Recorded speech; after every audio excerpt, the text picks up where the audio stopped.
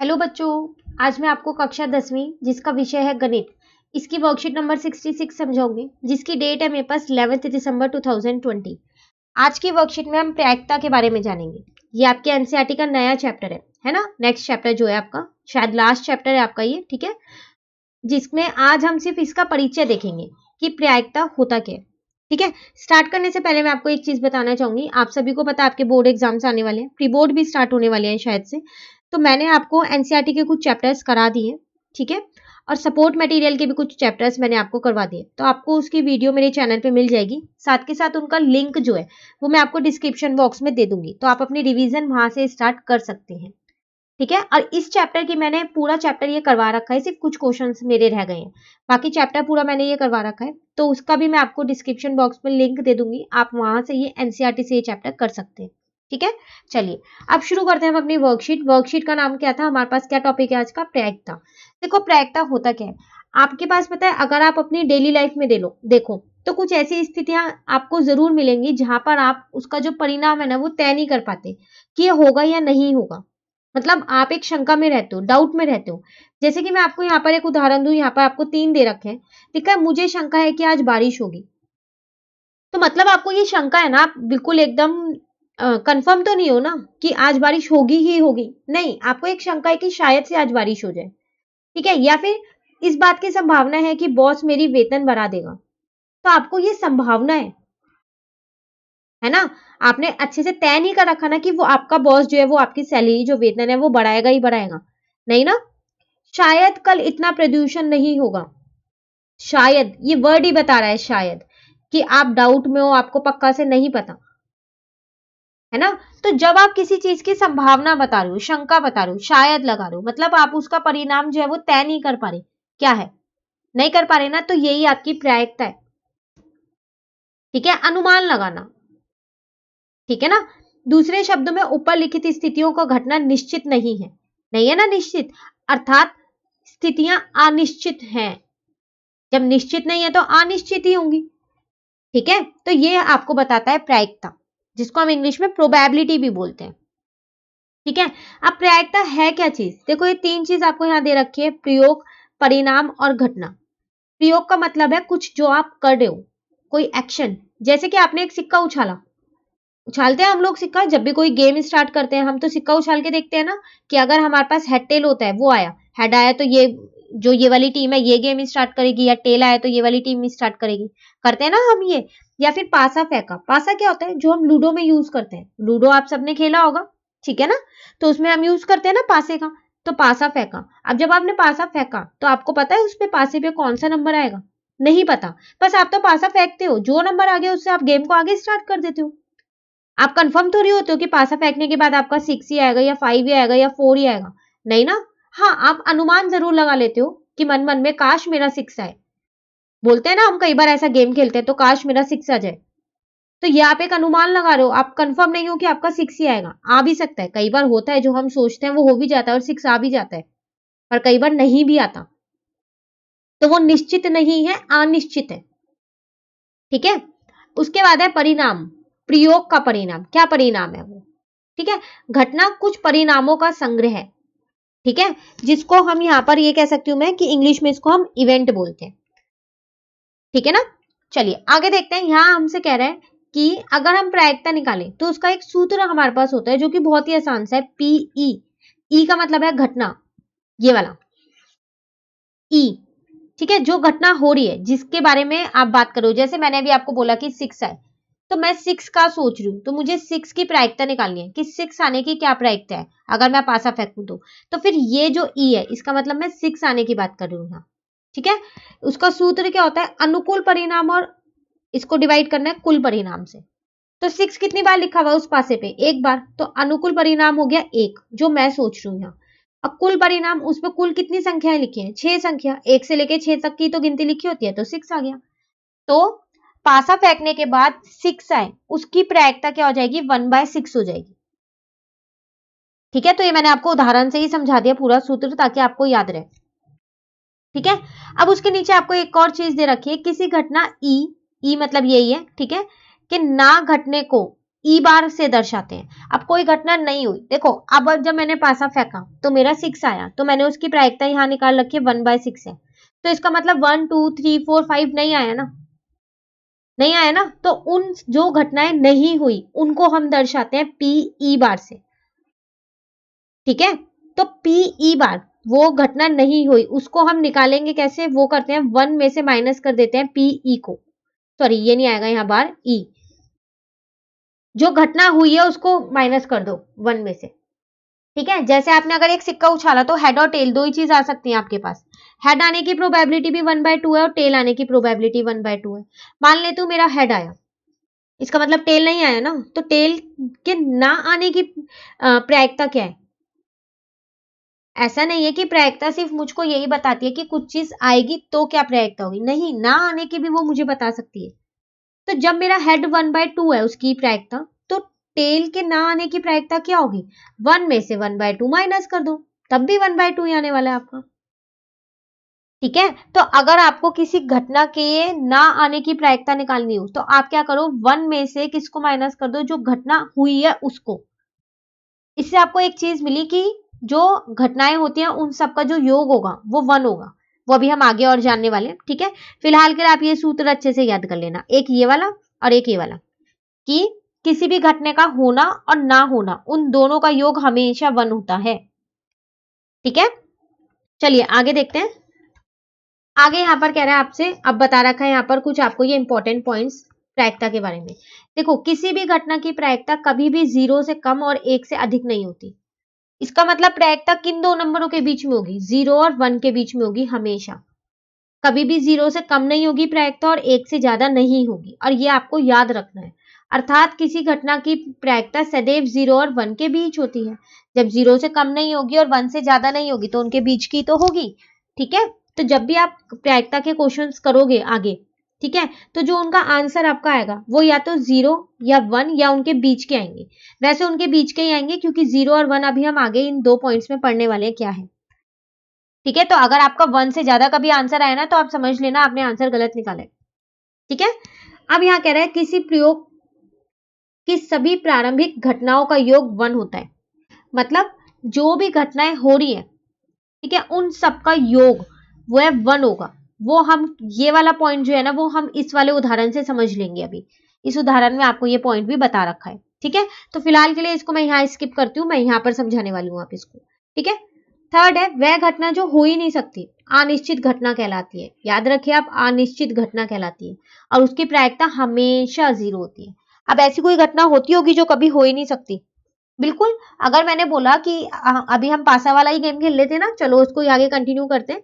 हमने जब पासा फेंका ना तो मैंने सोचा काश इस पासे पे 7 आ जाए, तो बताओ क्या उस पासे पे 7 आ सकता है जो मैं सोच रही हूँ, नहीं। क्यों नहीं आ सकता, क्योंकि उस पासे पे 7 लिखा ही नहीं है, उस पासे पे तो 1 से 6 तक के नंबर लिखे हैं, है ना। तो 1 से 6 में अगर कुछ सोचूंगी तो जरूर आ सकता है, लेकिन अगर मैं 7 सोचूं, 8 सोचूं, 9 सोचूं, क्या वो नंबर उस पासे पे आ सकते हैं, नहीं आ सकते। तो वो है मेरी अनिश्चित घटनाएं, जो घटना कभी हो ही नहीं सकती, ठीक है। और उसकी प्रायिकता हमेशा 0 होती है, हमेशा, क्योंकि वो कभी हो नहीं सकती, ठीक है।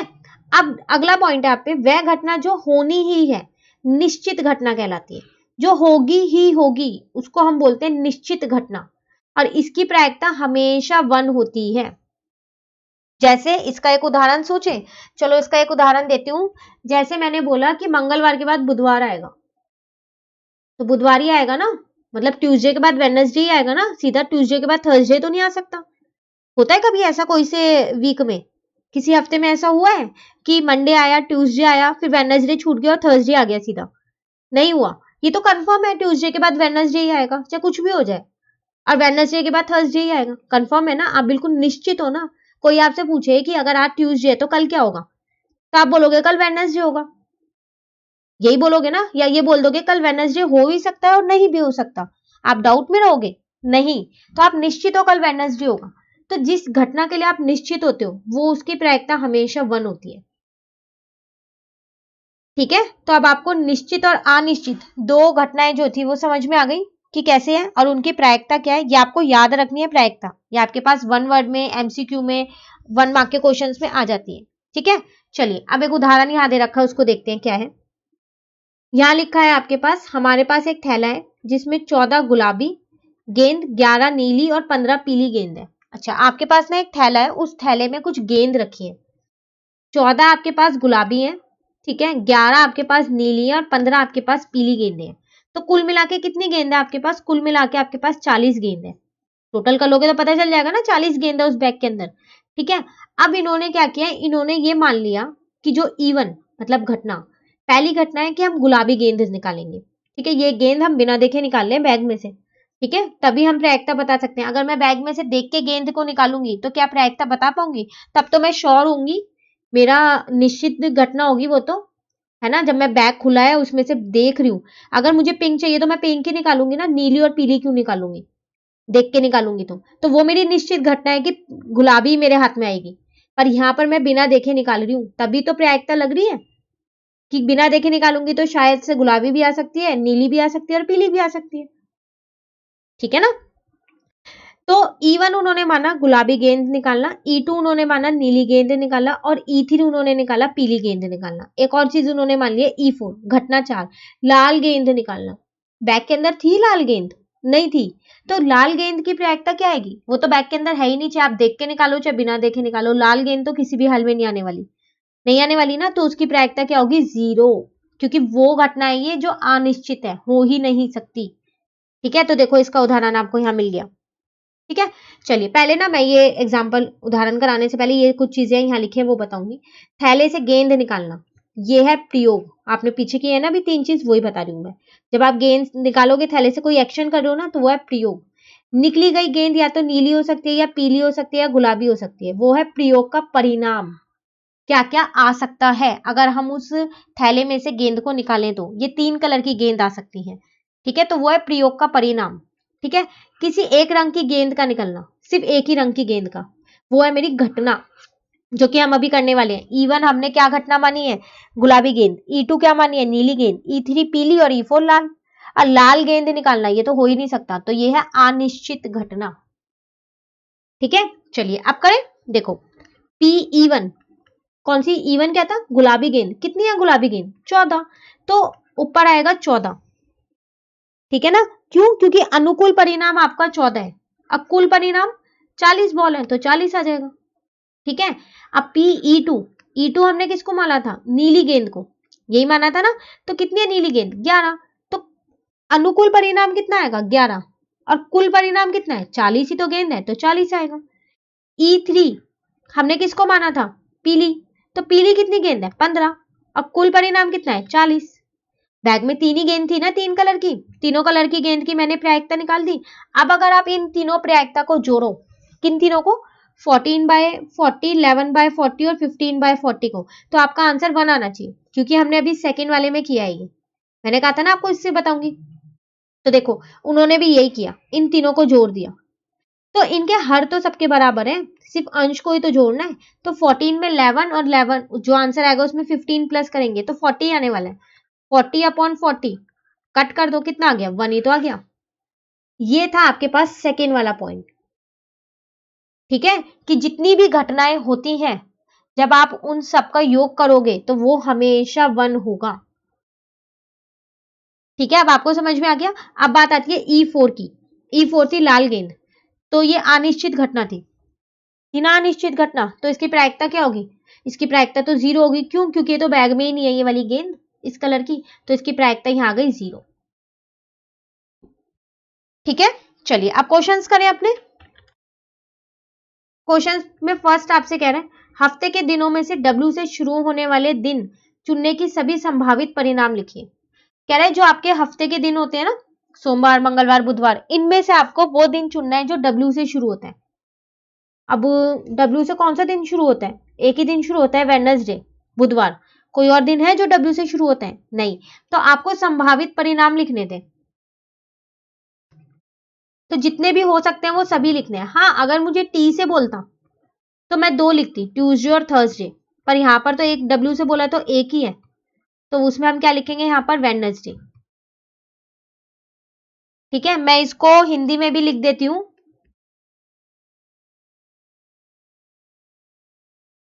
ठीक है ना। तो W से शुरू होने वाला हमको मिल गया, तो ये आ गया मेरा वेडनेसडे। यहां मेरा आंसर हो गया खत्म। अब आते हैं हम सेकंड पे। यहां हमसे कह रहा है बाइक के शोरूम में से कार खरीदना किस प्रकार की घटना है। आप बाइक के शोरूम में से क्या खरीद रहे हो? कार। बाइक के शोरूम में से कार मिलेगी? नहीं, कार तो कार के शोरूम में से मिलेगी। अब बाइक बाइक के शोरूम में से मिलेगी, तो आप बाइक के शोरूम में कार खरीदने गए तो मिलेगी ही नहीं। ये घटना तो हो ही नहीं सकती, नहीं हो सकती ना। तो ये कौन सी घटना है? अभी हम पीछे से बहुत बार इसका नाम सुन के आ रहे हैं। कौन सी है? अनिश्चित घटना। तो उस घटना का नाम क्या हो गया मेरा? अनिश्चित। और इसकी प्रायिकता क्या होती है अगर मैं आपसे पूछूं तो इसकी प्रायिकता हमेशा 0 होती है। अनिश्चित घटना, ठीक है। उसके बाद थर्ड में आपसे कह रहा है रवि और दीपक एक खेल खेल रहे हैं। दीपक के जीतने की प्रायिकता है 7/9। रवि के जीतने की क्या प्रायिकता होगी? देखो, दो जने हैं, ठीक है, गेम खेल रहे हैं रवि और दीपक। हमको ये तो बता रखा है कि अगर दीपक जीतेगा तो उसकी प्रायिकता है मेरे पास 7/9 है। तो फिर बताओ रवि के जीतने की प्रायिकता क्या होगी? तो अभी तो हमने किया था, जो सेकंड पॉइंट अपना किया था, क्या किया था कि जितनी भी घटनाएं होती है उनका योग क्या होता है? 1 होता है।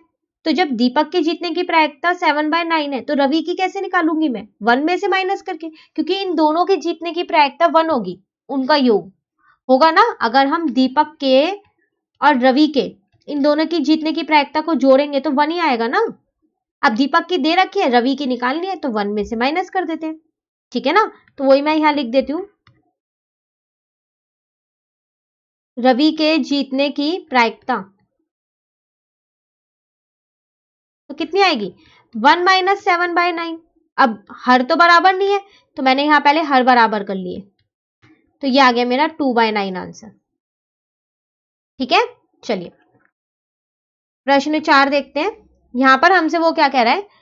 यहां हमसे कह रहा है प्रायिकता का मान सदैव डैश से कम, तो हमेशा 1 से कम होता है तथा डैश से बड़ा होता है। किससे बड़ा होता है? 0 से बड़ा होता है। अभी हमने किया था ना कि जो हमारी प्रायिकता होती है वो 0 और 1 के बीच में होती है, 1 से बड़ी होती है और 0 से छोटी होती है।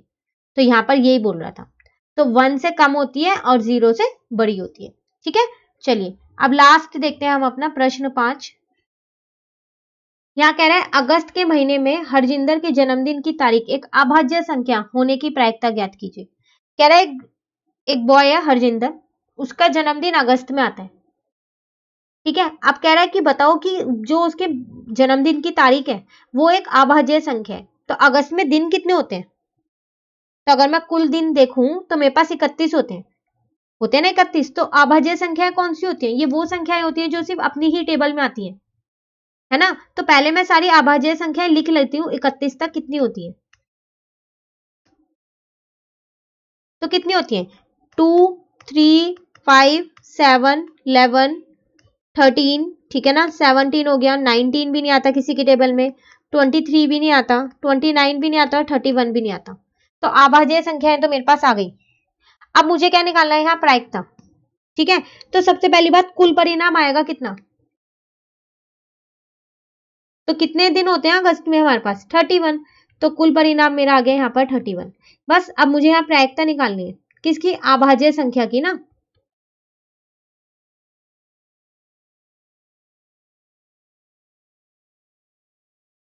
अभाज्य संख्या होने की। तो अच्छा, पहले हम यहाँ पर अपना सूत्र लिख लेते हैं, ठीक है, उसके बाद इसको लिखेंगे, क्योंकि सूत्र लिखना भी आपको बहुत जरूरी है। मैं इसको फिलहाल के लिए हटा देती हूँ। अब मैं यहाँ लिखती हूँ ई। तो सूत्र था आपके पास अनुकूल, अनुकूल परिणाम, और डिवाइड में क्या था आपके पास यहाँ पर? कुल परिणाम, ठीक है। अब हम यहाँ पर लिखेंगे ई की जगह लिखेंगे अभाज्य संख्या होने की प्रायिकता।